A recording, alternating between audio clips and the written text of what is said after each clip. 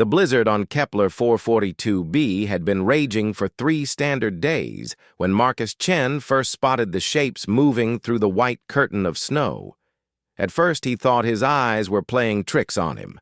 The mining station's external cameras showed nothing but the endless storm that had trapped him inside the facility for almost a week. But there, just at the edge of the floodlight's reach, something dark moved against the swirling snow. Marcus adjusted the camera angle and increased the magnification. His breath caught in his throat. 7 creatures, each roughly the size of earth wolves but walking upright on 2 legs, stumbled through the knee-deep snow.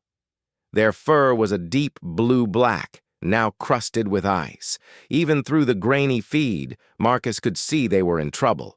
Their movements were sluggish, desperate. One of the smaller ones, a pup, maybe, fell and was quickly helped up by a larger creature. Marcus had been the foreman of mining station Echo 7 for 3 years. He'd seen plenty of the local wildlife.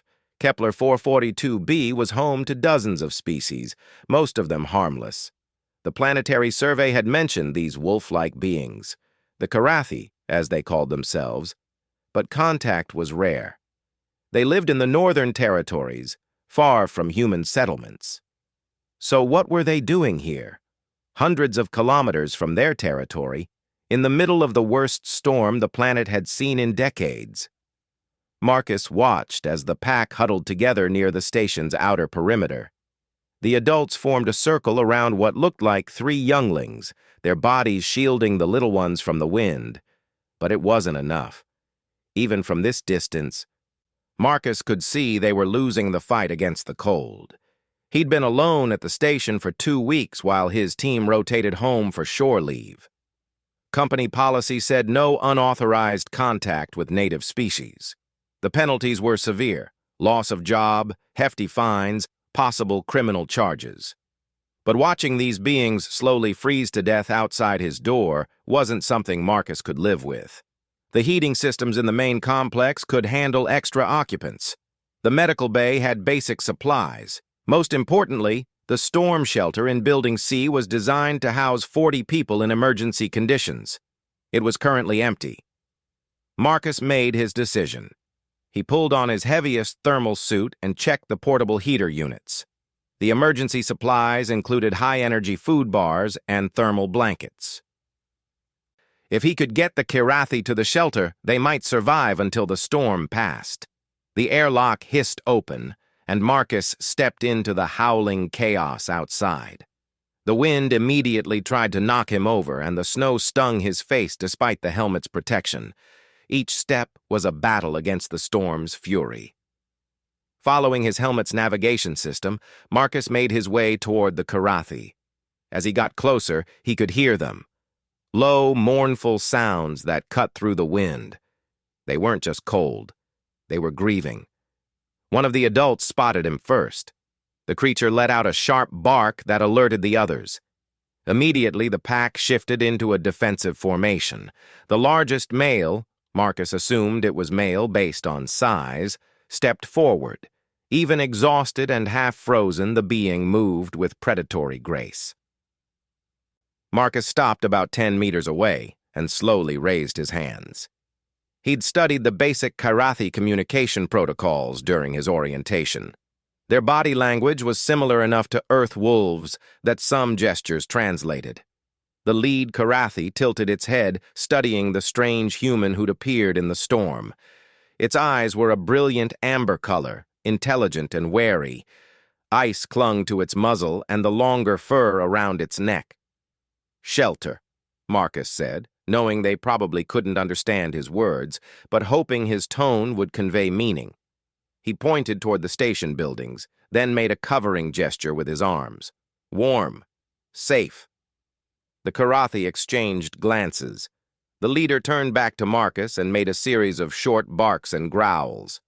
The sounds were clearly language, though Marcus couldn't understand them. One of the smaller adults, a female, he thought, stepped forward carrying one of the younglings. The pup was barely conscious, its small body shivering uncontrollably. The female's amber eyes met Marcus's, and he saw something universal there. A parent's desperate love. That decided it. Marcus stepped forward slowly and held out his arms. After a moment's hesitation, the female placed the pup into his care. The little creature was surprisingly light, its fur soft despite the ice.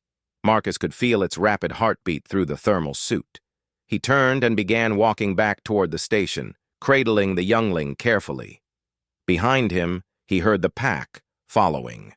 The journey that had taken him 5 minutes alone stretched to nearly 20 as he moved slowly enough for the exhausted Kirathi to keep up.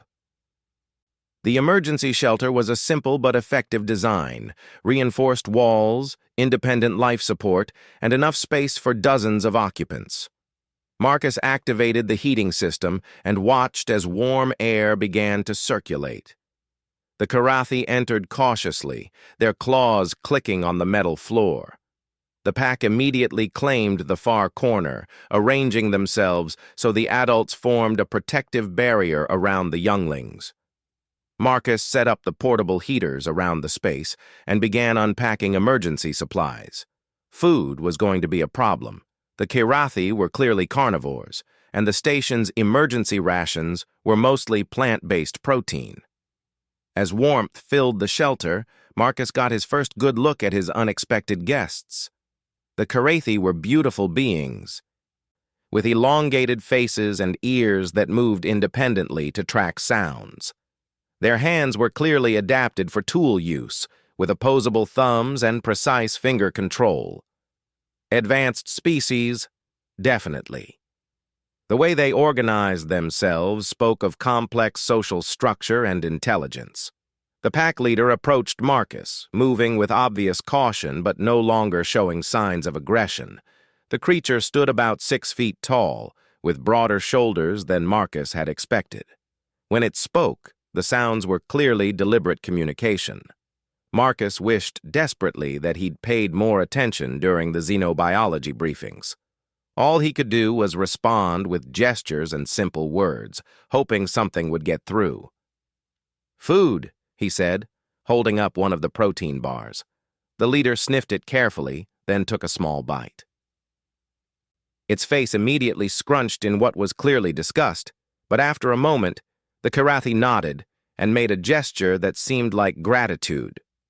The youngest pup, the one Marcus had carried, was still in bad shape. Its breathing was shallow, and it hadn't moved much since they'd arrived.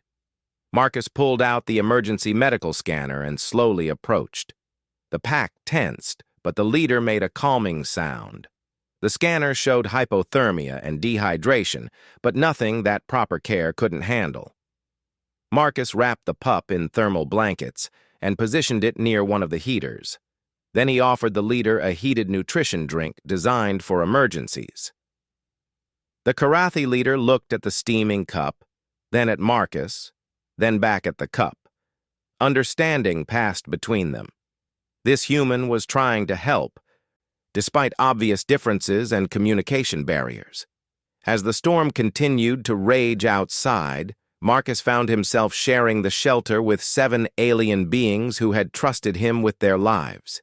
He had no idea that this simple act of kindness would change everything, not just for the Kirathi, but for human-alien relations throughout the galaxy. The legend was about to begin. The storm raged for 2 more days, but inside the shelter, something remarkable was happening. Marcus had expected the Kirathi to simply rest and recover, then leave once the weather cleared. Instead, he found himself part of an intricate social dynamic that he barely understood, but couldn't help being drawn into. The pack leader, whom Marcus had started calling Alpha in his head, proved to be incredibly intelligent. By the second day, Alpha had figured out Marcus's name by listening to his radio communications with the orbital station. When Marcus introduced himself properly, pointing to his chest and saying, "Marcus," Alpha repeated it with surprising accuracy, though the growling undertones made it sound like Marcus Gur. In return, Alpha pressed his hand to his own chest and spoke what sounded like Thekron. Marcus tried to repeat it, earning what he was fairly certain was amusement from the entire pack. The female who had trusted Marcus with her pup was named something like Yira. She was clearly Alpha's mate and second in command. The injured youngling was their child, along with two others who appeared to be siblings. The remaining two Karathi seemed to be Yira's brother and an elder female who carried herself with quiet authority. By the third day, Marcus had learned that the pack was far from home because they'd been hunting a dangerous creature that had been killing their people. They called it something that translated roughly to shadow death, a predator that struck from the storm itself. The hunt had gone wrong. They'd tracked the beast for days before the blizzard hit, separating them from their main hunting party. Marcus learned this through an increasingly sophisticated system of gestures, drawings in the frost on the walls, and simple words that both species were picking up from each other. The Karathi were remarkably quick learners, and Marcus found his own understanding growing faster than seemed possible. The real breakthrough came when Alpha brought out a small device from his equipment pack. It looked like crystalline technology, organic and grown rather than manufactured. When Alpha activated it, holographic images appeared in the air above the device. Marcus watched in fascination as Alpha showed him images of Karathi territory. Vast cities built into cliff faces, gardens that stretched between mountain peaks, and millions of beings living in harmony with their planet's ecosystem. But then the images changed. Dark shapes moved through the settlements. Karathi fled in terror. Bodies lay still in the snow. "Shadow death," Alpha said, pointing at the dark shapes in the recording. Marcus studied the images carefully. The creatures, he realized, there were multiple ones, looked like living shadows with too many teeth and claws that could extend from any part of their bodies. They seemed able to phase in and out of solid matter, striking without warning before disappearing again. "How many?" Marcus asked, holding up his fingers. Alpha conferred with the others, then held up both hands 3 times. 30 of these things were terrorizing the Karathi homelands. Marcus felt his blood run cold. These beings weren't just refugees from a storm. They were survivors of something far worse. That night, Marcus made a decision that would have horrified his corporate supervisors. He accessed the mining station's deep-range communication array and sent a coded message to his friend Dmitry Volkov, who worked for the Colonial Defense Force. "Dmitry, this is Marcus. I need information on hostile xenobiology, Kepler 442b, Sector 7 North. Urgent but unofficial. Can you help?"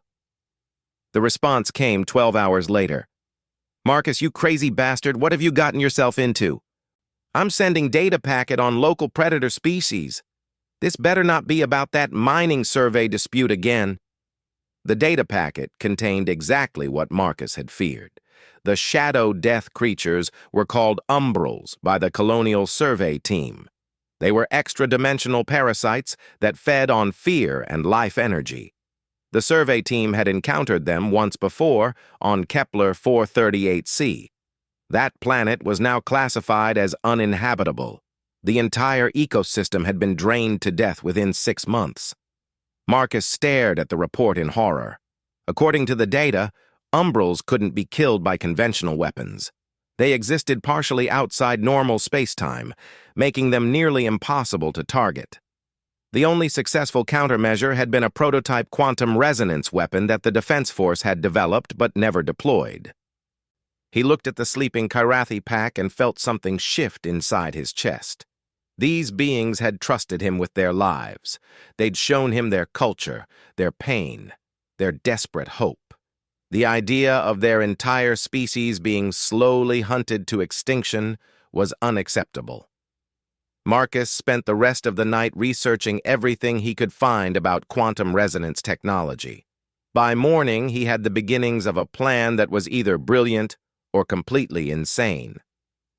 The mining station's equipment included several industrial quantum drills used for deep core extraction. Marcus had spent years working with similar technology. If he could modify the resonance frequency and amplify the output, he might be able to create a weapon capable of disrupting the Umbral's dimensional phasing. When Alpha found Marcus working at the equipment bay the next morning, the Karathi leader tilted his head in curiosity. Marcus tried to explain using the hologram device, showing Alpha images of the quantum drill and then the recorded Umbrals. Understanding dawned in Alpha's amber eyes. The human wasn't just offering shelter, he was offering to fight. Alpha called the pack together, and they spoke in rapid, urgent tones. Marcus caught enough words to understand they were debating something important.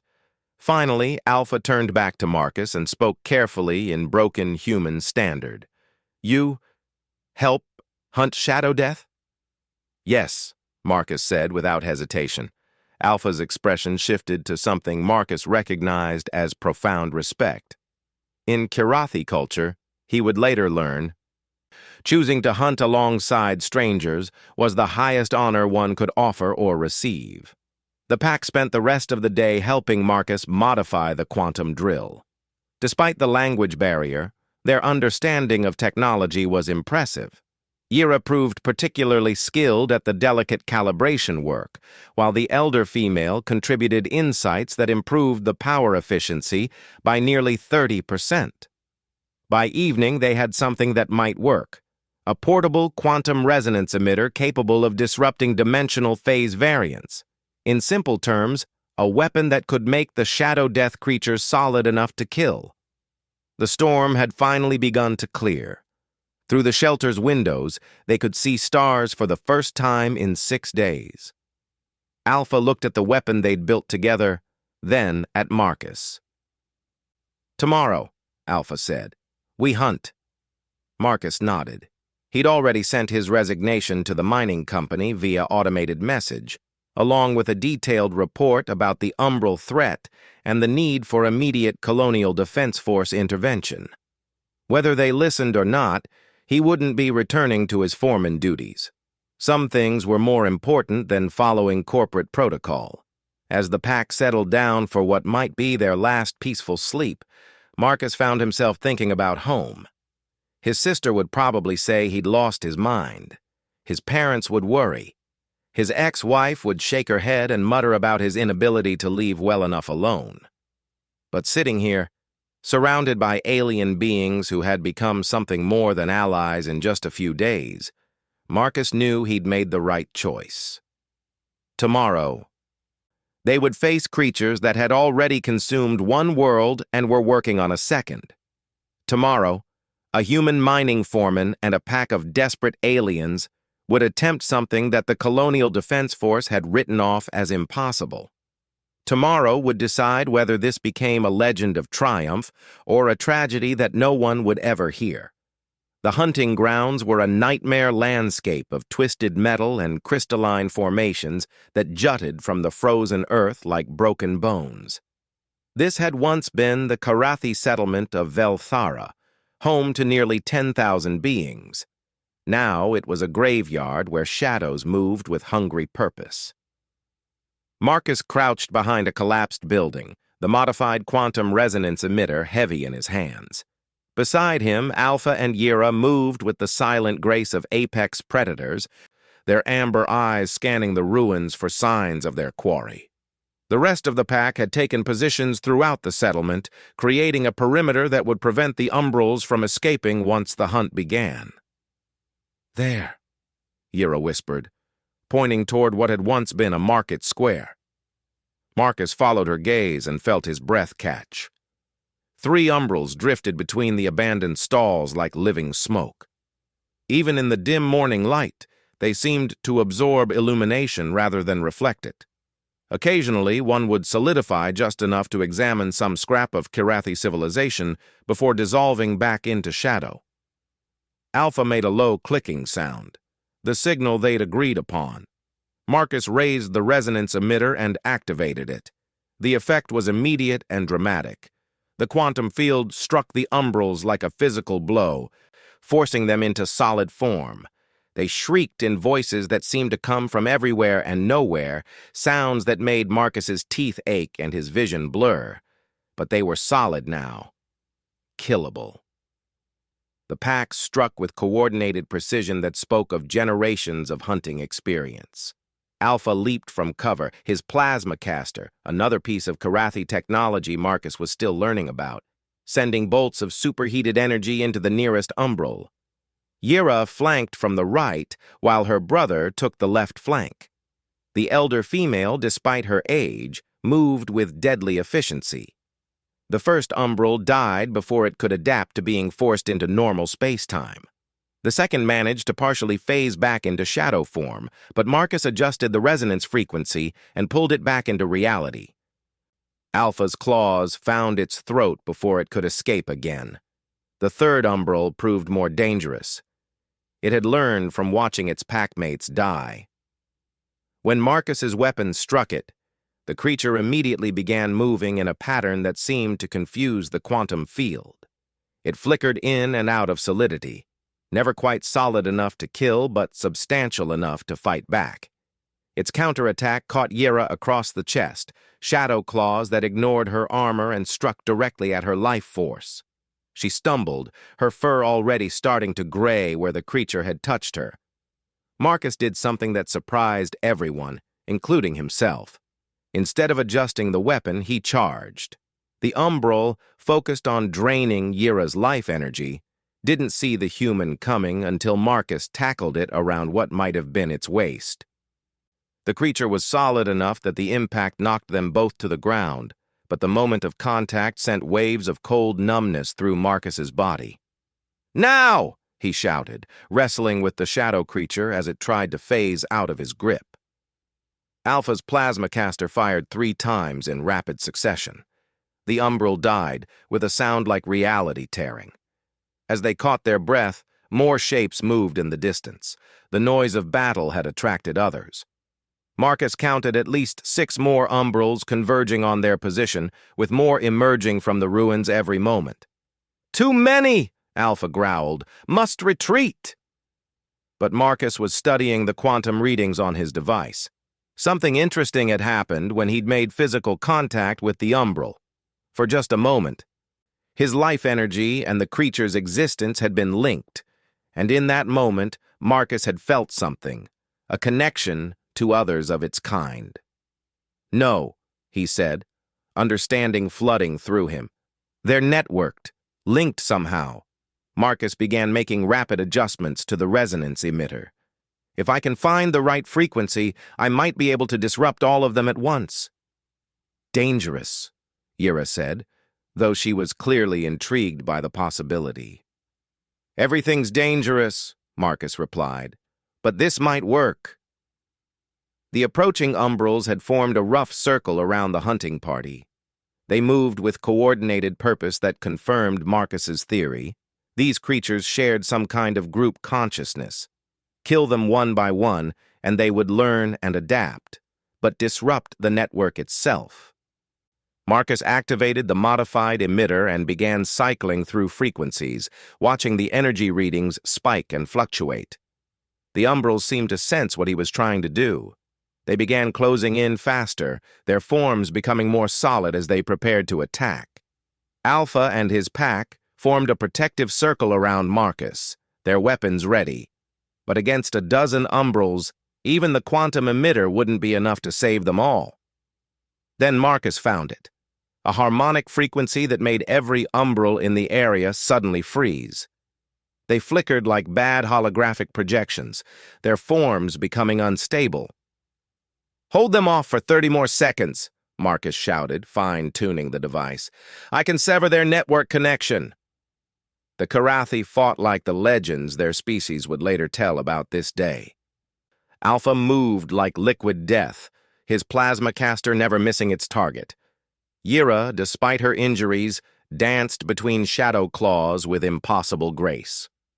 The elder female fought with the wisdom of decades, always in exactly the right place at the right moment. And Marcus, the human who had started this hunt to save a pack of strangers, worked with the focused intensity that his species was famous for. 20 seconds. 15. 10. The resonance emitter reached critical harmonic frequency. Every umbral in a 50-kilometer radius suddenly solidified and collapsed. The network that had allowed them to phase between dimensions was severed. They lay still in the ruins of Velthara, looking like nothing more dangerous than strange, dark sculptures. The silence that followed was profound. Alpha approached one of the fallen creatures and prodded it with his foot. It remained solid, unmoving, dead. "All of them?" Yira asked. Marcus checked his readings. "All the ones on this continent, at least. Maybe more." The pack stared at him with expressions Marcus was learning to read. Awe, gratitude, and something else.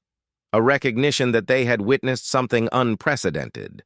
Word of the hunt spread quickly through Kyrathi civilization. A human had not only offered aid to strangers, but had developed a weapon that solved a problem their own scientists had been unable to crack. More importantly, he had chosen to fight alongside them despite having no obligation to do so. The story reached the Kyrathi Council of Clans within a week. From there, it spread to other species throughout the sector.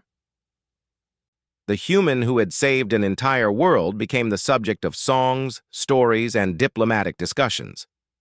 When the Colonial Defense Force finally arrived to investigate the umbral threat, they found Marcus training Kyrathi warriors in the use of quantum resonance technology.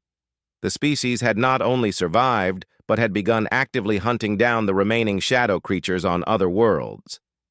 Captain Sarah Chen, the Defense Force commander, was also Marcus's sister. She found him sitting around a fire with his adopted pack, sharing stories in a mixture of human standard and Kyrathi growl speech. "You know you're probably going to be court-martialed for this," she said. Marcus grinned. "Worth it." Alpha looked up from where he was showing one of the younglings how to calibrate a resonance emitter. "Marcus Gur is pack," he said in heavily accented human standard. "Kyrathi protect pack." Sarah raised an eyebrow. "Well, that's going to make the court-martial interesting." As it turned out, there was no court-martial. The Kyrathi Council formally adopted Marcus as a clan member and declared that any legal action against him would be considered an act of war. The Colonial Defense Force, faced with the choice between prosecuting one man and maintaining peaceful relations with a species that had just developed interdimensional weapons technology, chose diplomacy. Marcus became the first human ambassador to the Kyrathi Confederation. His methods, approaching aliens with compassion rather than caution, sharing technology freely, and choosing cooperation over protocol, became the foundation of humanity's reputation among the galactic community. But to the Kyrathi, he would always be something simpler and more important. The human who saw strangers in need and chose kindness over safety.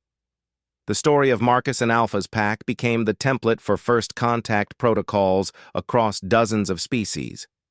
In the end, the legend wasn't about weapons or tactics, or even the defeat of an interdimensional threat.